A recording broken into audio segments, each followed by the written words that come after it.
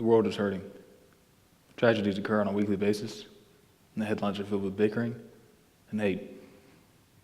Amid all this, we as a people need more unity than ever. But sadly, we're more divided than ever. Everything from politics to economics to sociology to whether it's pronounced GIF or GIF is fervently debated across internet message boards, comment sections, and face-to-face interactions. Some of these interactions are innocent, peaceful, and informative. They are not the norm, though. The clear majority of these are less debates than they're simply hot-headed arguments. Have you ever been in one? How did it make you feel? Because according to a study done on newstatesman.com, the most commonly experienced emotional reaction to one of these online arguments is frustration, encompassing 27.5% of people. The second most, anger, at 13.5%. That means anger and frustration account for over 40% of all emotions felt during one of these online debates.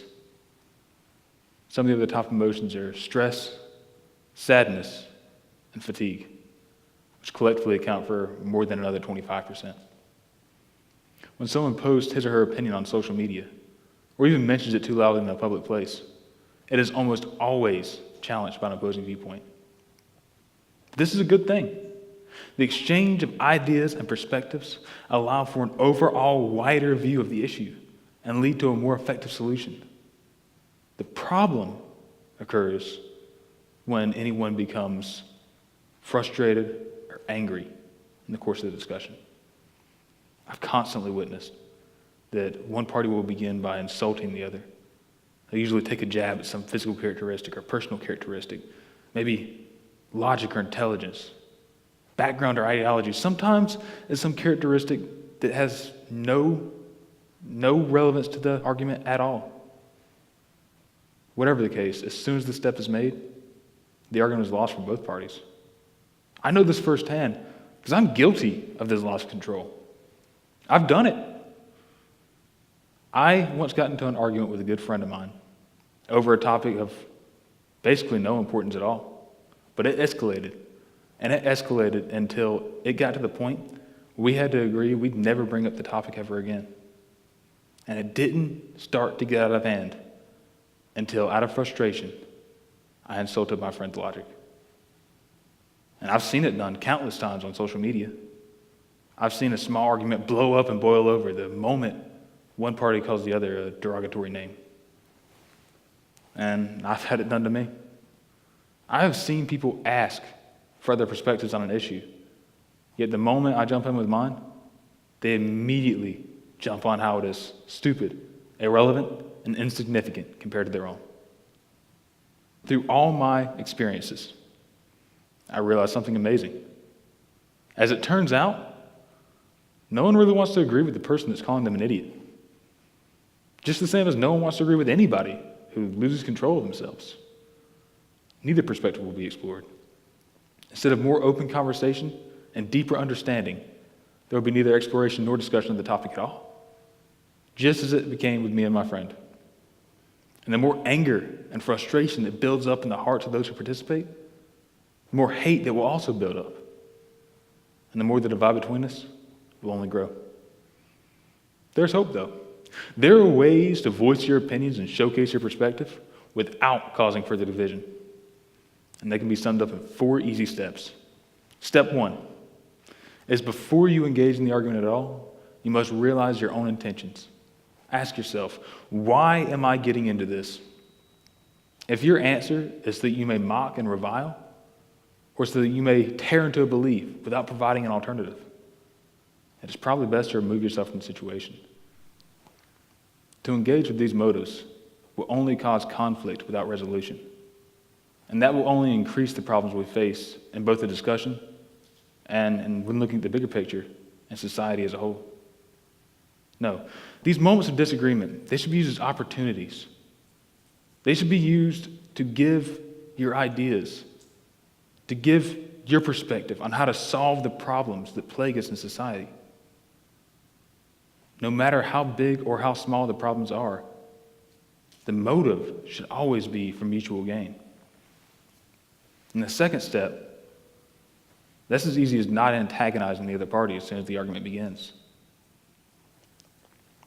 It is better to leave an argument unfinished than it is to insult the other party. Because as soon as you take that step, as soon as you give in to your anger and your frustration, you push them away from your point of view. You set yourself up as their antagonist, their bad guy, and they become less receptive to your viewpoint in the future. The next time someone who agrees with you on the subject tries to bring up the topic, they'll only be able to remember what happened last time. They'll only be able to remember the hate that was spread. I mean, think about it. What was the last argument you were in that got truly out of control? What was it about? Who was it with? What are your feelings on the topic? And thinking about these things, ask yourself, how willing are you to re-engage in that argument? Now, the third step, that comes with realizing that pure fact arguments, well, they just don't do it. You see, when you use facts and only facts in an argument, that triggers what is known as the backfire effect. Now, when a party is confronted with a viewpoint and a fact from an opposing party, they will naturally counter-argue that with a fact of their own.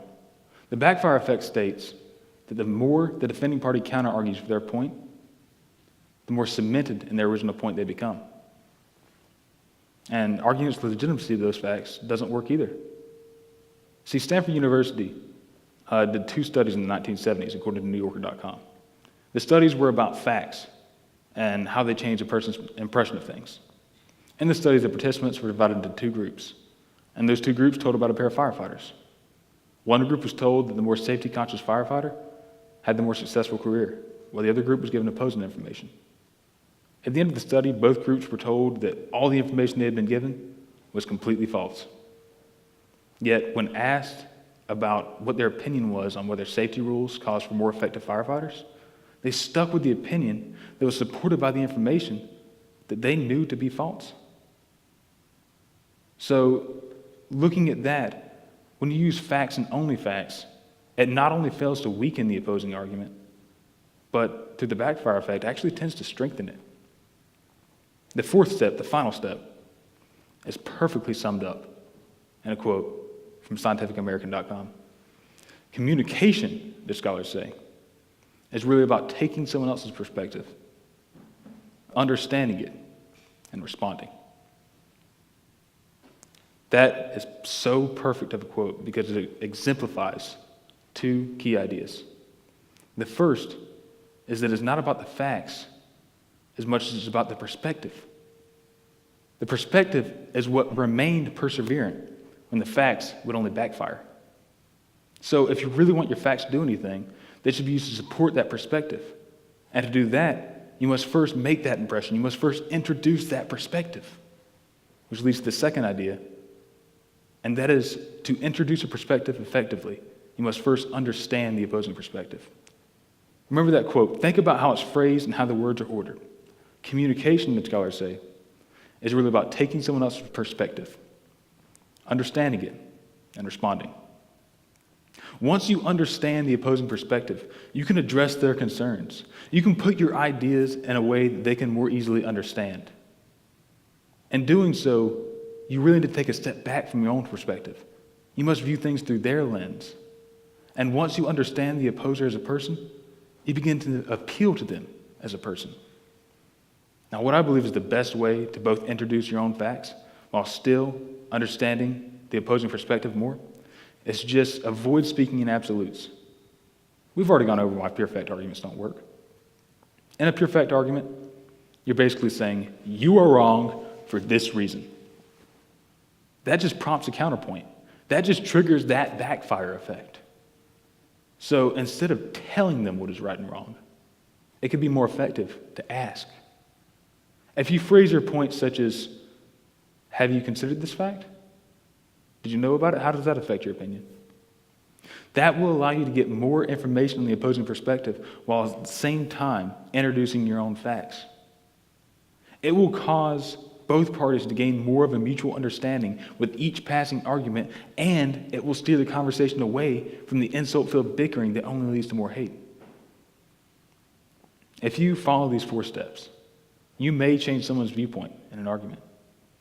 But even if you don't, you will still bridge the divide between yourself and an opposing ideology. This type of communication is needed in the world today.